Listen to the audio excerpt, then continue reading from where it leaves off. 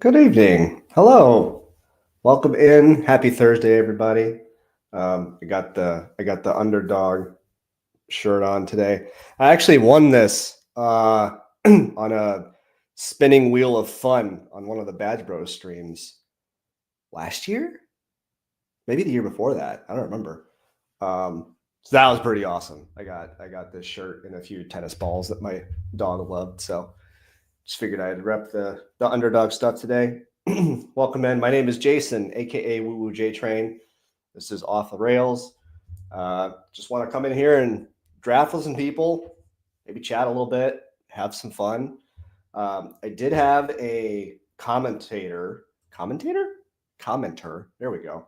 On my last stream, leave me very, very good feedback that I appreciated. It was one of those like mind blowing moments, but he said that like I was clearing my throat a lot, and I thought it was just because like I've just been kind of getting over something and kind of still am a little bit. But then I was looking at other streams. Guys, I do it all the time. Oh my God. It was like the glass shattering realization about myself. I'm like, oh my goodness gracious. And that would drive me crazy. So I am going to really focus on not doing that because I would prefer to not annoy the crap out of you people. So that's going to be my goal for today, is to really focus on that and try to not excuse me. See, that's different. That's the lingering cough thing. Let's see. There is a draft that's waiting for 3 people. I don't know if you guys are in this one just yet. I'm not sharing it on my screen. I know one of our good friends is in here. I don't feel like I have that great of a bat signal right now. So like I'm afraid to bail on this one and have it need 12 people. But if there's a good chunk of you out there who don't make it into this lobby that's about to start right now, let me know, because I am not above doing 2 at the same time. Like I'll do it. So if you did not get into this draft, let me share my screen. Here we go. All right. If you did not get into this draft and you want to draft with me, if there's enough of you, I can try to multi-table here, but let's see how this one goes. A couple names that I see quite a bit. Bryant, what's up? Hello. See Dan Preciado is in here. I hope I'm saying that last name right. Our guy Billy Jones is in here right behind me. I have the 11, which is I do not like the 11 at all. That's not fun. First off, Duke, thank you for hopping in here. Drafting is going well. Having a good time. I've been focusing on the bunt primarily right now. Just trying to fill out, because there's going to be more of those, and I don't want to burn too many dingers. Grill Belichick here checking in. Just got hit with some work that needed to be done. You know what? I appreciate you keeping me in the background. Hopefully, I'm soothing enough to like help you lock in and knock out whatever you're working on. Streamer influencer 111. Yeah, I don't really like that. I would prefer like the 102 or like, anything where I feel like I'm going to get an outfielder, but stranger things have happened. I got Jordan and Tatis start in a bullpen draft. So, anything can happen, I guess, guys. Do you guys think this is like the real Lance Briggs? Like, wouldn't that be crazy if this dude in the 5 spot is like actually former NFL player Lance Briggs? Wouldn't that be wild? I doubt it, but it seems like kind of an obscure player to be like, yeah, I want that to be my underdog persona. So like maybe it is. Stranger things have happened. First round, John just missed it. Feels good to be back drafting, but yeah, sorry, man. I saw it needed, another like 4 or 5 when I entered it, and I just don't know that I have the the cachet to fill one quickly, and I didn't want it to take forever to fill a new one. Let's go ahead and take Gunner. I don't have much of him yet. I actually, in the across the bunt and the dinger. I think that's my first share of Gunner. I don't have much in the bullpen, but let's go ahead and start with him. Depending on what Billy does here, I might actually try to I might try a funky build. I don't know. I don't know that I love this price on Duran. Like I have not decided on him yet. Let's do a double elite infielder start with Gunner and Mookie. And I know I said at the beginning of the stream, I'm gonna try and not clear my throat again. Still kind of getting over the hump here with fighting off the flu. So I will do my best to not do that, because I heard it. I watched it back and I was like, dude, you are annoying. And that was me listening to myself. So I can only imagine the viewer experience. Let's see. I want to do. Let's try to do a funky build here. I don't want to like force it, but I very rarely will start two infielders. So,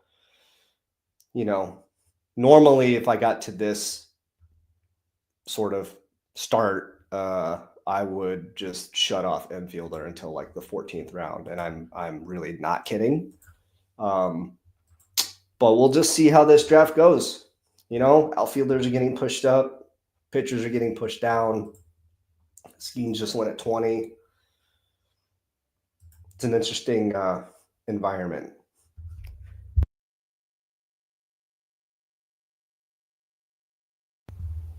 I really hope my mute button worked there.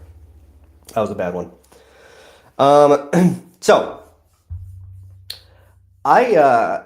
let's see, I've done in total, this is probably draft like number 75-ish, 80 across like all the contests.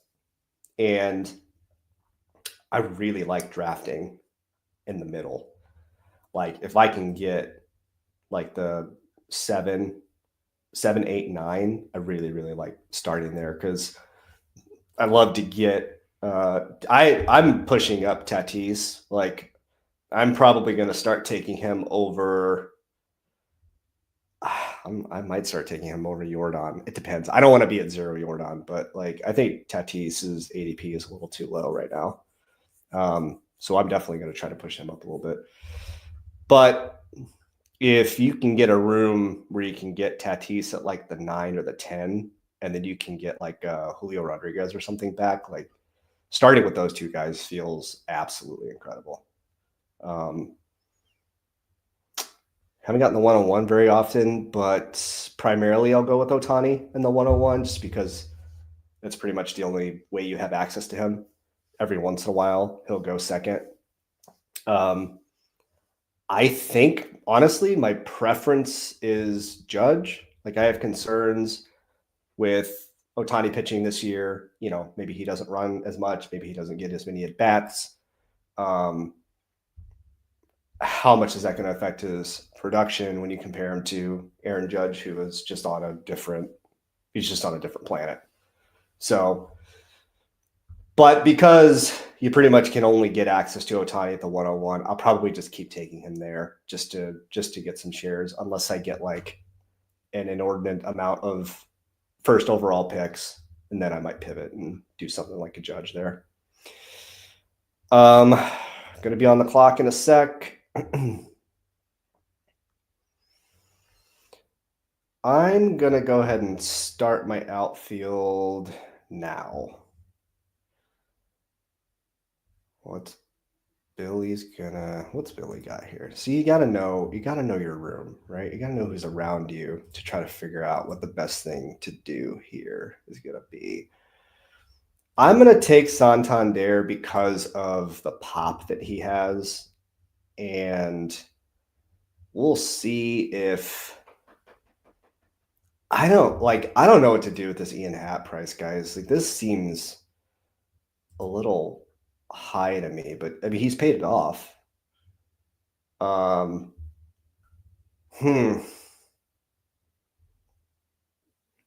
don't want to take. Oh, should I do? I might try to do something here. I'm just going to go ahead and take my first share of Happ. I don't want to have 0 of him, but I'm not like jumping up and down to draft him. He's been about as solid as it gets production wise. Like he's an accumulator. He does everything. Um, I feel like you can get Ian Happ at. Wait, did somebody already draft Nemo? Am I crazy? Hold on a second. No, I feel like you can get Ian Happ 10 picks later and Brandon Nemo, honestly. But the Cubs, I think, are going to be one of those like popular teams that people want to stack this year. And I get it. I totally do. So yeah, Hap's not a guy I want to be at 0, but I'm not totally excited about it. Duke's saying interesting about Tatis and kind of often because he always seems to find a way to miss 35 games. What are you saying? So if there's one thing that you're going to learn about me, how I like to draft, I'm not recommending that y'all do the same thing I'm doing. I'm just telling you what I'm doing and why. But I don't really care about injury risk for the most part. Like, it's a different story with like Byron Buxton. Okay. Like, we've been trying to get a healthy season out of Byron Buxton for what feels like 15 years. It's probably like legitimately 8, but he's just a guy I don't trust. I have a ton of Mike Trout, for instance, and he has not. Let's see. Let's look at his last couple of seasons. Oh my goodness! Click the name. There we go. As you can see from his point totals over the last few years, he's had a hard time playing games, staying on the field. When he's on the field, he's absolutely elite still though. So the way that I play this game, I'm just trying to find, for the most part, ceiling outcomes. That's my concern because I'm trying to win this thing, ideally. So I'm not afraid of drafting a guy like Mike Trout, even though he can't stay on the field. I'm not afraid of drafting Tatis because he's missed some games. Toward the end of last year, he was looking really, really good. And I just love that power speed combination. And I'm not ready to like saddle him with the always injured tag. I feel like Royce Lewis kind of unfairly has that always injured tag too. So you're going to see me be pretty high on some guys that don't like to stay healthy because they're just very, very good at baseball. And I want them on my team because of the skill set. And I'm just going to hope that injury breaks my way. DeGrom's another one of those guys that I'm going to have quite a bit of probably. And I mean, you know, he's getting up there in age too. So I have those concerns, but I mean, DeGrom is still incredible. And if he can just stay on the field and where he's being drafted, he's a smash. So that's kind of my mindset. Let's do the Randy Arozarena thing. This is going to be a very different team from ones that I am normally building. Starting with 2 infielders is rare. I have a lot of Santander. This is literally the first time clicking Ian Happ's name and my second time clicking Arozarena's name. So this is going to be a little bit funky, which is good. I like a little bit of funk. While we're here, this is the hard part about streaming and drafting. I don't think ahead. I just react. You know, we're getting Corbin Burns at 62. Let's do it. I'm just going to do it. There's another guy I don't think that I've drafted since the early bullpen days when his ADP was egregiously low. So this starts kind of weird for me. I might get to the end of this draft and be like, oh, this team is just trash. But out of the 11 hole, let's recap real quick. I've got a 1-2-3 build. Corbin Burns is my pitcher. Then I've got Gunnar Henderson and Mookie Betts in the infield. Anthony Santander, Ian Happ, and Randy Arozarena in the outfield. Man chiming in here a little bit late. Hope you're doing well. I'm doing great, man. Thank you so much for hopping in here and hanging out. You guys could be doing anything, and you chose to come in here and draft. Or if you missed it, hang around while a draft happens. And I hope that you guys have a good time, no matter what. So, yeah, man. Also loves DeGrom. That makes it feel good.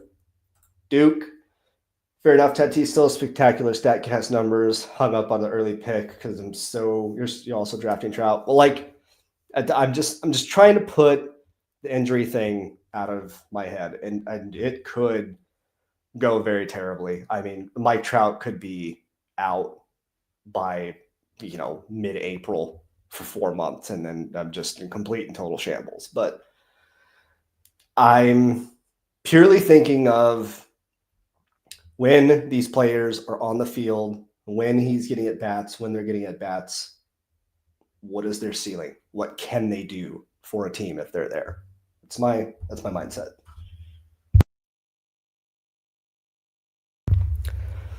Billy chiming in. What's up, man? Thank you as always for stopping by. You and I will get together and knock one of these out here pretty soon. I feel like I'll let you know. I drafted with Billy, I think twice, at least twice. And I mentioned it on my last stream, but when I joined him on his channel last year, mostly he, drafted just an insane. Like if there was a marathon, an MLB marathon contest, I'm not kidding you guys, this team might have won. Like the amount of points that this team scored throughout the regular season portion of the contest was absolutely insane. And then, of course, in true best ball fashion, that team got knocked out in the first round. What are you going to do? But I want to draft with Billy again, chat with him and getting his thoughts. If you're not familiar with Billy, he is one of the Stacking Dingers guys.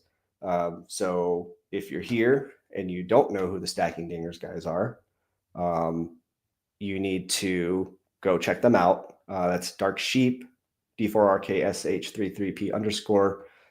And Billy is on there a lot, but they've got, our guy Chris at baseball, B3ISBOL. Nez was just on a most recent episode there. So the Stacking Dingers guys are turning out great content for people of all experiences. If you're brand new to best ball or if you're advanced, been around for a while, you got to check them out. They've got some great stuff and great data. But I'm looking forward to drafting with you again, Billy. Hopefully we can get that figured out. Crew chiming in. Thing about a lot of these injury risks is the price they're at probably doesn't immediately make your team dead as opposed to second, third round Trout, for example. I agree with that. I really do. Trout's price is getting to the point where it's like in the back of my mind, I just kind of think about it. And then, I just stack up and click his name because I think Mike Trout in the 4th round, if you completely fade him, a lot of stuff has to go right, obviously, with the health. But I think that the Angels offense is actually going to be pretty solid this year. Dan, you took Pablo Lopez. Dang it. He was going to be my next guy. Speaking of Angels offense, let's take a share of Taylor Ward here. But I think the Angels offense is actually going to be pretty decent this year. And if Trout just stays on the field, hopefully not every single one of his home runs will be a solo shot like last year. That was legit crazy. I think at one point he had 10 home runs and 14 RBIs or something like that. It was just, I don't know how that's possible. But to your point, Crew, his price it's not like you're drafting, Aaron Judge second, right? And if Aaron Judge misses the entire season, you're really up a creek. With Trout, he's going around guys let's pull up the draft board here. Wait, where did it go? I'm on the clock. Hold on. Hold on a second. Let's do. I want to take a picture here. Go to Baltimore. I don't have any stacks working, which is fine. I'm not going to get all bent out of shape. I'm going to take Roki. Let's have some fun.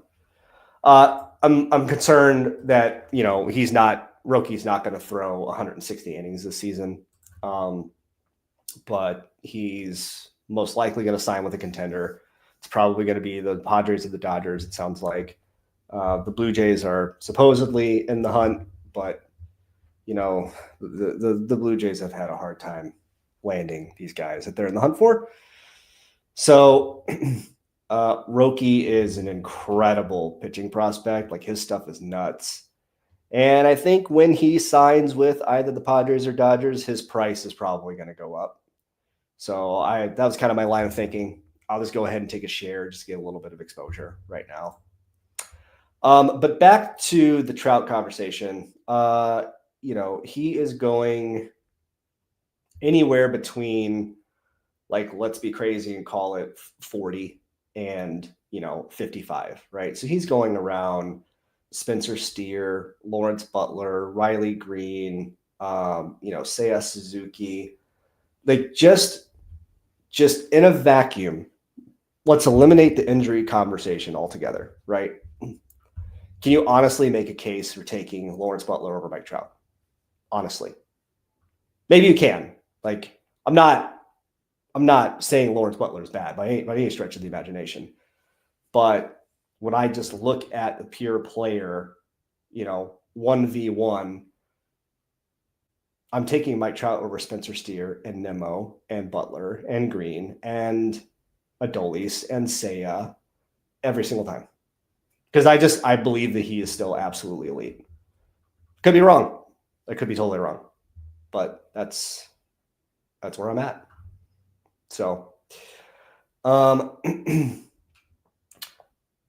one guy that went right before my Roki pick was Junior Caminero. So, Billy, definitely in get your guys mode. Junior's ADP is 98. Billy took him at 83, 85. It's about, a round early-ish. And I don't have much of him, and I'm very, very concerned about that because that dude is legit. Like, he's a legit prospect. And there's some fun Tampa Bay stacking partners too that I think. Like, I have a ton of Josh Lowe. I have a concerning amount of Brandon Lowe. Grill saying Cameron sub 50 by end of the dinger. There's always, every year, there's at least one, if not more, rookies that just get absolutely steamed to the moon. And I'm with you. I think Caminero is going to be that guy this year. It wouldn't surprise me if he showed up to spring training and just absolutely obliterated everything in sight. And we're like, oh, we should probably be drafting him. So if I'm going to get my exposure, it's probably going to need to be now because I don't know that I'm going to want to pay, a 60 or lower ADP for him. That's going to be tough. That's my own personal thing. Like, I don't really get too gung-ho about drafting rookies in baseball because it seems all too often it does not work out well. Of course, when more projections come out, the bat, ATC, all this stuff, specifically the bat, that's gonna tell us a lot. And he just might be a guy that I just have to roll with the projections with and just hope he doesn't absolutely murder me. All right, Dan. Dan's gonna draft. I swear to you, Dan, I was gonna say you're gonna draft last now. I swear to you. I promise. I'm not just making that up for a bit. Let's do another pitcher here. Burns, Sasaki. Actually, you know what? I'm gonna take Royce Lewis. Again, don't care. Don't care that he's gotten hurt last 2 seasons. Don't care. When he's on the field, he's been great. I think he did. I was talking to Sheep. We were discussing him a little bit, and I think he mentioned that he was kind of struggling a little bit toward the end of last year. Now, like, I don't remember that, but I'm gonna believe him. But dude, when Royce Lewis gets hot, like, oh my goodness gracious, It is an absurd level of heat. This next pick, I'm definitely going to take a picture. It's just a question of who. I really like the innings that Gallen gives you. I do kind of like the strategy of stacking pitchers a little bit too. There aren't many staffs where I feel comfortable doing that. Like, and Daniel chiming in was between Glasnow and Royce. See, I bet you thought you were hoping that Royce would come back to you, and I think normally that may have wound up happening, but I'm so in on him. But stacking pitching staffs, like it's not something I want to force, and there's really only a few that I'm interested in, like Seattle, absolutely. Arizona, I think, is very stackable with Burns, Gallen, and I like Merrill Kelly really late. I think with stacking pitchers, you can feel a little bit more confident knowing when you're going to get 2-start weeks. Like, I don't know that that's projectable necessarily, but if you have 3 pitchers from the same staff, one would think that that batch of pitchers is going to have a little bit more of a consistent, 2-start week rotation. And those 2-start weeks can really, really push you over the edge with the pitcher scoring. So I might do a little bit of pitching staff stacking this year. I'm not going to go crazy with it, but it's definitely something I'm interested in. Minnesota is another one of those staffs where you could do that too.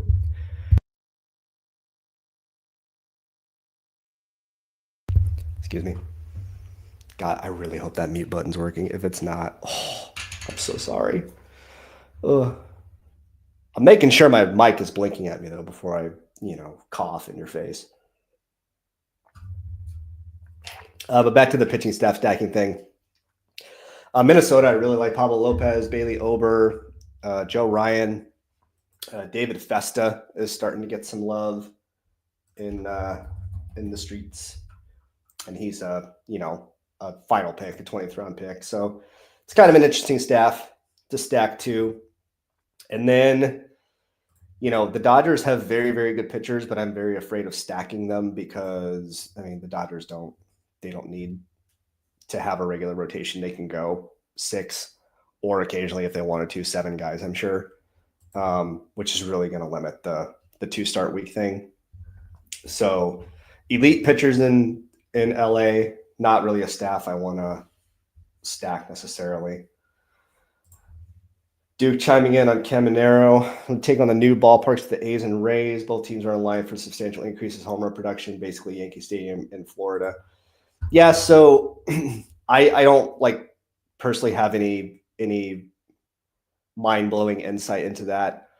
What I have heard is that the park that the Rays are going to be playing at, was it Steinbrenner Field, is going to be great for left-handed power. And they're going to be the A's are going to be in Sacramento, where it's going to be very, very hot. So you would think that offensive production would be better there. The A's have some guys that are intriguing, but they're too expensive for me. Like, I'm having a really hard time getting to Brett Rooker and Lawrence Butler at their prices right now. Let's go ahead and get Shane McClanahan. He is absolutely dominant. Shane McClanahan is an incredible pitcher. It is already confirmed. Let's see if the note's still here. Yeah, that he's expected to throw 150-ish innings. I'm fine with that in the 11th round. Let me make this next pick real quick. 4-3-4 build. I don't have any stacks really going right now. I have an idea. You know what? I'm going to try to get ahead of this Jordan Westburg thing. I think that Jordan Westburg is another one of those guys like Caminero who's going to get massive hype here in the offseason. Like, I feel like I'm already hearing it a little bit. And I could be wrong, guys, for real. Like, but I just look at his skill set and like how good he looked last year. And I wanted to go ahead and stack him with Gunner. I feel like that's a fun little pairing. Main worry with Rooker, A's pitching is much more of an issue than the lineup and everything under the hood. So he's a top 5 hitter last year. Yeah, I know the numbers were great. I don't know. It's just one of those things like, and this might be stupid. And this is going to be one of the reasons why, like right now, I'm just drafting off of what I think might happen, right? Or how I feel about these players, which is, fine for now. But once these projection systems come out, they're going to tell us how these guys are priced. We've seen it one time with Brett Rooker, and he had a great season. And I had a lot of him last year. He was one of my favorite late round targets. I just don't know if he can do that again. I don't know. I don't know. Matt says, I think aging curve matters a lot more than history. Duke agrees. Yeah, I think that's fair. I think that's fair. But again, man, a 26 ADP for Brent Rooker right now. Like, that's tough. That's tough for me to get to. Another reason, honestly, for me is kind of structural. Like the way that I've been doing most of my drafts is I'm trying to get 2 outfielders in the first 2 rounds if I can. Ideally. Just obviously it doesn't happen every time. But if I get 2 outfielders in the first couple rounds, Brent Rooker does I don't need him. I shouldn't need him. If I do need him, then that means I've wasted one of those first 2 picks. So when this 3rd round comes back around, that's kind of when I'm looking at one of these infielders like Riley or Trey Turner or something like that. It just feel like Rooker's getting lost for me amongst this, Santander, Teoscar. I like, James Wood seems fun, even though his price is pretty up there. Wyatt is fun. I don't know. Rooker's just getting lost. He's just kind of a hole for me. If projection systems come out and they say that he absolutely should be even more expensive than he is, then at that point I'd probably get some more. Do think Ozuna and Rooker are both way underpriced. Yeah, I mean, I don't know about way underpriced because they're pretty expensive. Like Ozuna's at 23. Well, he was drafted 23rd. So, I don't know how much their prices are going to increase. I've just been out on those 2 primarily so far. That could be a mistake. It absolutely could, but we'll see what the projection systems say. We are on the clock, and in honor of the thumbnail, I'm going to go ahead because I'm worried that Billy might take him. I don't know why, but I gotta take Josh Lowe here. He's in the thumbnail. I'm not going to take his brother. I don't have any interest in Nathaniel Lowe. That Washington lineup looks kind of fun though, in a way. So I wonder if I'll get there as time goes on. Feel a little bit better about him. We got a 4-4-5 build. I'm just gonna believe that Nolan Jones isn't bad.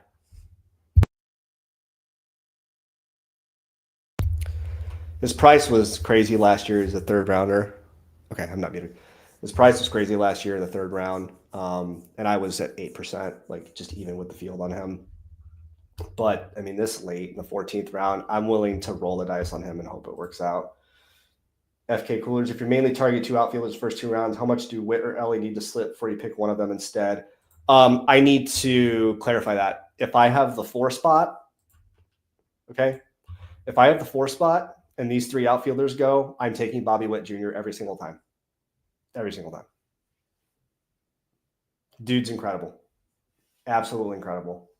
And I think he has the ability to outscore Juan Soto.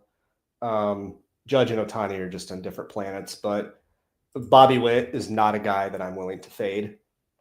So in that 4 spot, I'm taking him a lot. Ellie is a guy I'm really struggling with because like he has these weeks where it looks like he could go to AAA and work on some stuff, and then he just goes a completely different level of ballistic for a few days, which is, in this format is perfect. Weekly scoring, like you'll take a 180-point week if he goes insane. 180 is kind of ridiculous, but you know what I mean. Ellie would have to fall to all these outfielders right here. Okay. So from Shohei, this how this board went from Shohei through Corbin Carroll, all those guys would have to be gone in order for me to then take Ellie. Hope that answers the question. And that is not necessarily a fade of Ellie De La Cruz specifically. It's just structurally, I mean, I guess it kind of is, but structurally, I would rather have one of these 4 outfielders here than Ellie De La Cruz. I faded him last year for the most part. I only had a couple shares. Some weeks it was a horrifying experience. Other weeks it was fine. So I think I'm probably just going to wind up praying that he doesn't completely and totally bury me when I need him to not bury me. That's a dude you want in the playoffs. Like Ellie De La Cruz is a fun guy to have on your team when that playoff round starts because he can put up points in bunches. That did answer your question. All right, cool. Awesome. That's just what I'm doing. I want to come at this just like, let's just chat because I'm discovering that I have these holes with like Rooker and Ozuna, and I see a couple of you like really into them. It makes me kind of think, is there something I'm missing? It's one of the reasons I love doing this, just kind of talking through it with y'all. But that's just what I'm doing with Ellie. It's so hard for me to pass on these 8 guys, these 8 guys right here. It's really difficult for me to pass up on them to get Ellie. That's how I feel today. Could change as time goes on, as prices change or whatever. I think Ellie's price is going to decrease maybe a little bit, but he's still like, he's got that, he's Ellie De La Cruz like mystique about him. So I don't know that it's going to really drop all that much, but it wouldn't surprise me to see him fall, to like 8th or 9th in ADP, especially if people fall in love with like Tatis and the Corbin Carroll revival and stuff like that. We'll see. We'll see how it all plays out. Let's recap the team real quick. Out of the 11 hole, we have completed 14 rounds. I have. The team build, it's a 4-4-6. So the pitchers are Corbin Burns, Roki Sasaki, Zach Gallen, and Shane McClanahan. The infield, Gunnar Henderson, Mookie Betts, Royce Lewis, Jordan Westberg. And then the outfield, Anthony Santander, Ian Happ, Randy Rosarena, Taylor Ward, Josh Lowe, and Nolan Jones. Probably am done with outfield right now. Let's do a little mini LA stack and get some Zach Neto in this lineup. I'm a little worried about that shoulder surgery that he had, but I'll just go ahead and draft him for now and hope it works out. Hope the shoulder works out. Me only having 4 pitchers at this point in the draft, too, just a little side note, is pretty odd. Usually I have at least 5 right now, if not 6. So is there anybody here that I really care about all that much? Not really. Let's go ahead and go with the guy who's gonna be in the best offense in baseball lineup pretty much every day. I think Tommy Edman. Tommy Edman doesn't really get me going as a player necessarily, but dude, anybody in the Dodgers lineup is draftable. Even Michael Conforto is draftable. I'm probably not going to do it, but there's some pretty nice little back stacks with the Dodgers here. Like Max Muncy's price is way too low right now, I think. Where did he go? 162. Okay. He's climbing. That's fine.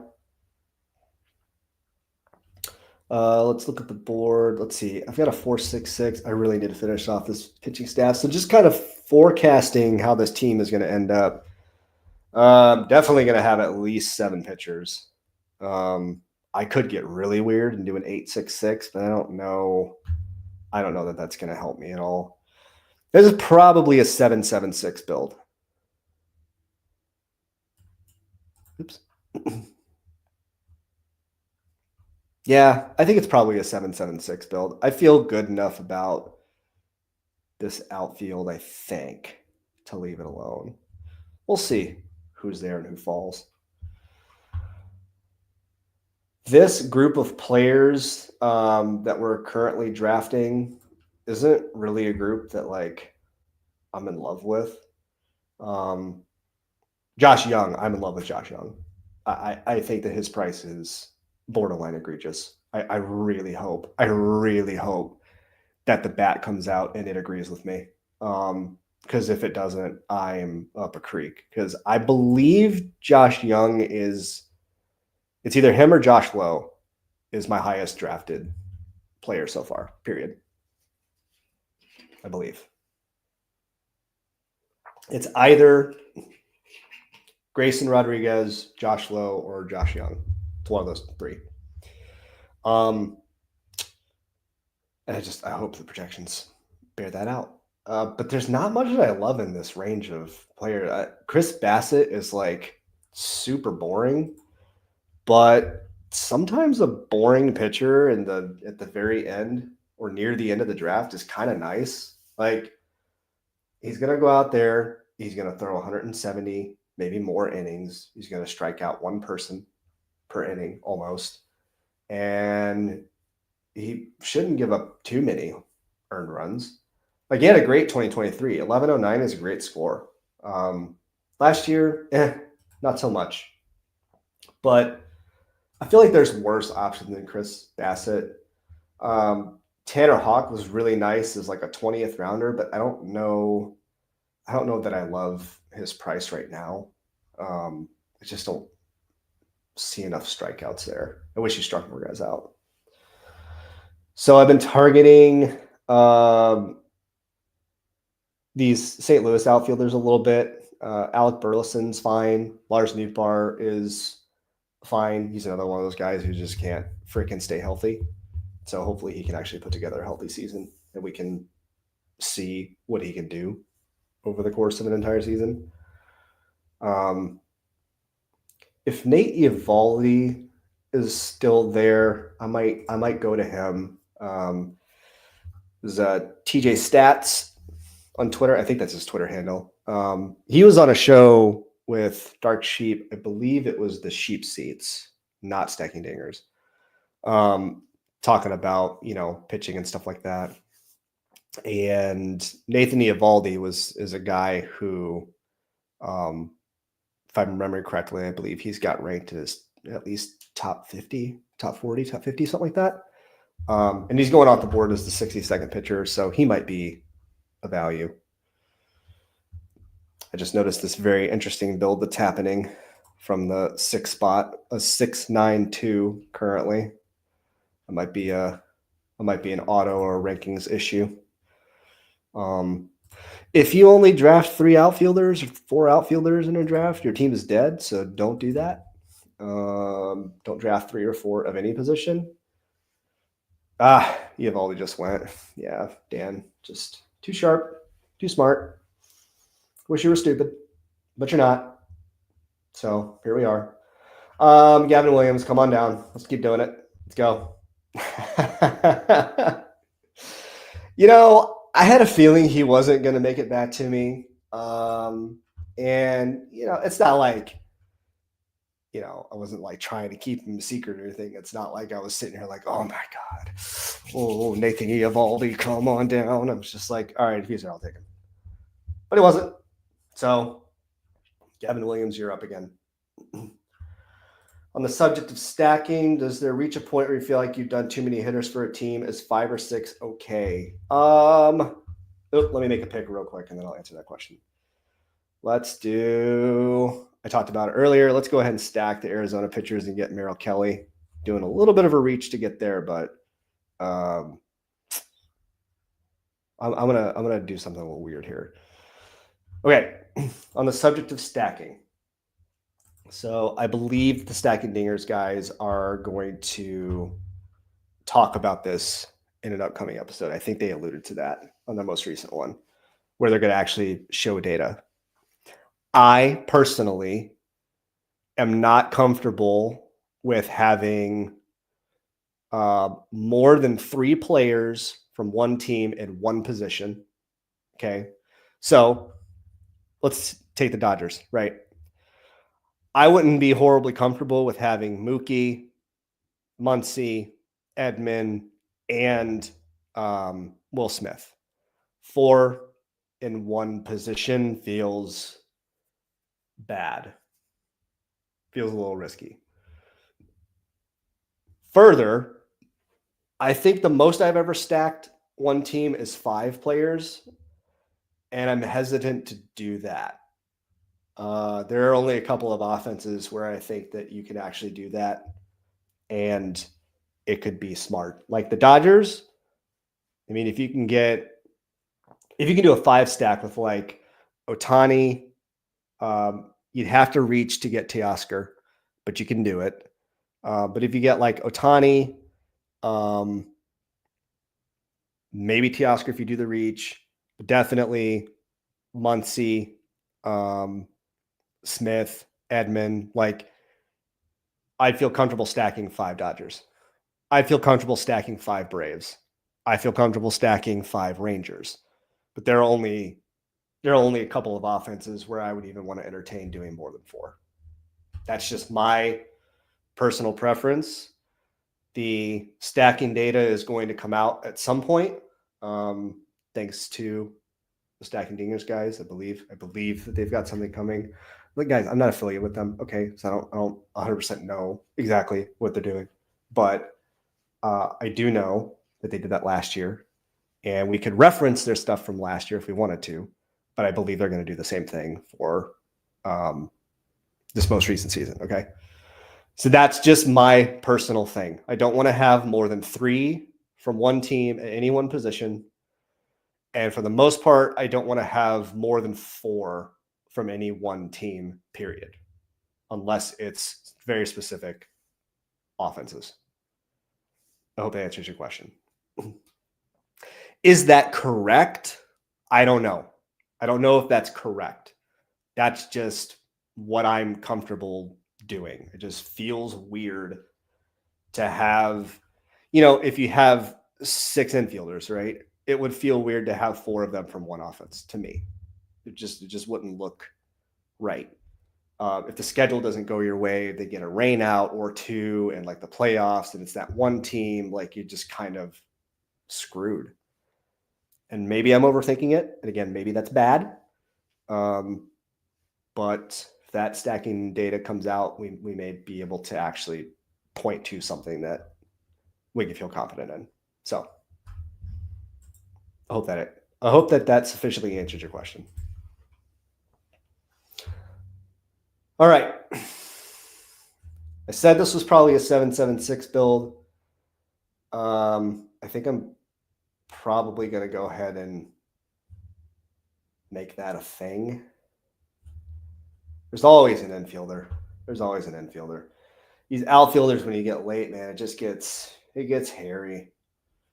Like if Jake McCarthy's going to play every single day, like okay, I might be up for drafting him.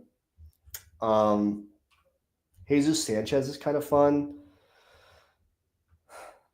but in honor of the thumbnail, even though it's pronounced differently, let's go ahead and go with Brandon Lowe.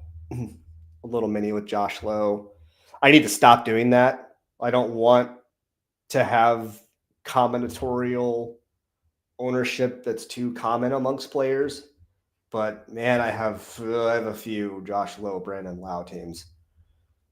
So if one or both of them suck, there's going to be a few teams that are going to feel that pain. Who do I want my final pitcher to be? I have a guy. And I don't have to worry about sniping you on this one, unless you're going to do an 866 and draft this guy, in which case, from a Schadenfreude standpoint, would be hilarious for me to snipe this guy from you. But Kyle Harrison, I like that. Clay Holmes and Kyle Harrison is your last two, Billy. That's kind of hot. I like it. Let's do the DJ Hertz thing. Did I ruin your night, Dan? Were you going to do an 866 with DJ Hertz? Is that what was going to happen? I'm watching you. Chris Morrell. Okay. All right. I see you. I got you. That no Hertz for you this time. All right. Yeah, he man, his ratios that I lock in on innings pitched and strikeouts on Underdog. Those are the two things that catch my eye first. I don't really care as much about the earned run thing. This is where the points are scored.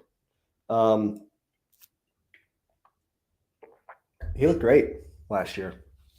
So with late round pitchers, like 20th round pitchers, if I'm taking one in the 20th round, I typically like to kind of sprinkle here and there, take a DJ Hertz here. I auto drafted Eric Fetty earlier this year. And if you saw any of my streams from last year, you knew that I was just so unbelievably against Eric Fetty. Like it almost became a bit, or it kind of did become a bit. So that was miserable. But like these last round pitchers, I feel like there's a lot of different guys that you can take and justify like just taking a shot on some of these dudes. I've seen Reed Detmers getting drafted again lately. He's just a guy I've never been a Reed Detmers guy. I don't understand him. There are some starts where he just looks absolutely incredible, and then there's other starts that looks like he's never pitched in his life. It's crazy that I've seen him getting drafted lately. So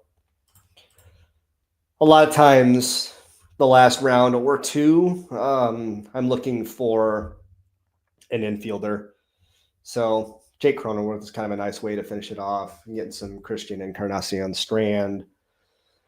I was drafting a lot of Noelvi Marte, but the Reds just can't stop loving infielders, so I'm worried about his playing time right now. We'll see when spring starts what happens there. And then Kyle Manzardo, like the Carlos Santana signing doesn't make any sense to me, and I hope that doesn't cost Kyle Manzardo playing time, but he's just one of those guys I'm going to kind of wait to see what happens in spring. So once this last pick is made, we'll go ahead and do a quick recap of the team. I'll take a look at a couple of you who are in here. Well, I know Daniel is in here. If anyone else drafted in this lobby and you're in the chat, let me know. I don't necessarily connect the Underdog names to like YouTube names or whatever. So let me know if you want me to like take a peek at your team or whatever. Am I locked up? Are we still here? Okay, we're still here. Good. Completed. Let's see. All right, here we go. So let's recap the team I drafted this evening. Very different team from ones that I've been building. And I'm cool with that. I like building these what I think are weird teams for how I've been drafting. Drafted out the 11th spot, 776 build. The pitchers are Corbin Burns, Roki Sasaki, Zach Gallen, Shane McClanahan, Gavin Williams, Merrill Kelly, and DJ Hertz.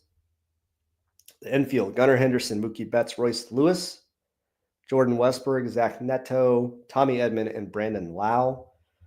The outfield is Anthony Santander, Ian Happ, Randy Rosarina, Taylor Ward, Josh Lowe, and Nolan Jones.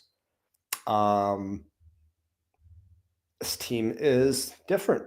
It's just different from what I'm used to drafting. And it's funny, like, I feel like after I'm done doing a draft, I'll look back on my team and I can see a path, be like, oh, this team has a chance. Knowing full well that if I'm fortunate enough to replicate my success from the last 2 years, I've had an advance rate of just over 30% the last 2 years in this contest. Knowing full well that, like, if I think 80% of my teams have a chance, 70% of them at best are dead. They're not going to make it, right? It's just kind of funny how I can look at a team and be like, oh, this looks great. And then the season comes and it's like 11th place. I'm like, how the hell did that happen? Let's go to our guy Dan here in the chat. Dan was in the 10 hole right ahead of me, and he went with the 776 build as well. Pablo Lopez, Tyler Glasnow, Carlos Rodon, Sean Manaea. Guys, I don't know what to do about Sean Manaea. Everything that I'm seeing is telling me that he's very good at pitching, and I don't believe it for some reason, and I don't know why. I don't have a rational explanation for it. I've just not been a Sean Manaea guy. And I probably need to let go of my hate that I don't know where it comes from. So, little aside. Spencer Arrighetti, Walker Buehler, and Nathan Eovaldi round out his staff. Infield, Jose Ramirez, Corey Seager, Jake Berger, Paul Goldschmidt, Bryce Terang, Reese Hoskins, and Christopher Morel. And then the outfield started with Acuna, like it. Stacked him with Michael Harris, Christian Yelich. You've got a Milwaukee stack thing going here. I like that with a mini Texas, 3-man Texas. Cody Bellinger in the outfield too, Stephen Kwan, and then Evan Carter. This is a fun team. This is definitely a fun team. I have so much Evan Carter, and I'm just terrified that he's going to wind up in a platoon or just not be good. I don't know. I've backed off of him lately. But I'm very, very high on Texas as a whole. So I like this little mini. Jake Berger's price does not feel good to me, though. He's a guy that I'm just going to kind of keep at an arm's length until projections come out, and then they will tell me if I'm dumb or not. So if the projections wind up saying that he should be higher than he is, then I'll start drafting him. But until then, I think I'm kind of out. So I think that'll do it for this draft, guys. This was fun. I hope you guys had a good time too. I hope that I wasn't clearing my throat as much. Definitely will try to focus on that because I know if I was watching, it'd drive me freaking nuts. So didn't even know I did it. So thank you to the YouTube commenter who pointed that out. I really, really appreciate that. He did it very nicely too. So I appreciate it.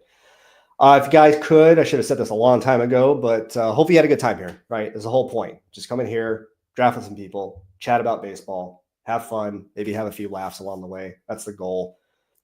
If you could, like the video, that'd be awesome. Subscribe to the channel if you haven't already. That would be great. I'll try to do like 2 streams a week, something like that.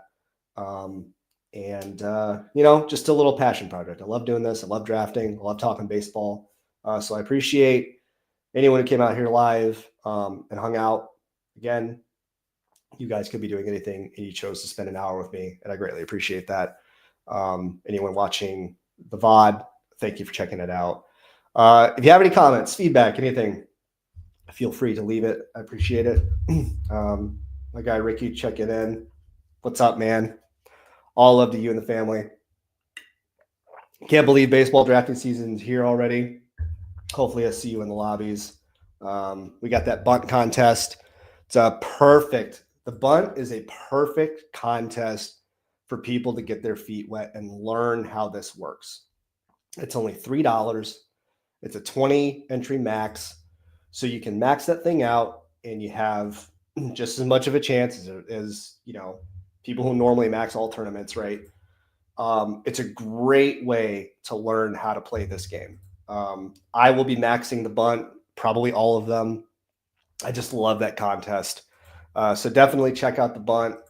We've got some other contests out there too that are a little bit different, but you know, play what you want. I'll be out there. Dinger drafts will slow down for a while for me. I want those projections to come out before I commit to too many. But I will definitely max the bunt. I'm already halfway there. So thank you all for coming out. And my name is Jason, aka Woo Woo J Train. I really appreciate you tuning in. And probably do one again next week. Might have a special guest on, so we'll take a look at that. But thanks again. Have a wonderful evening. Have a great weekend. Catch you guys on the next one. Okay, take care. Bye now.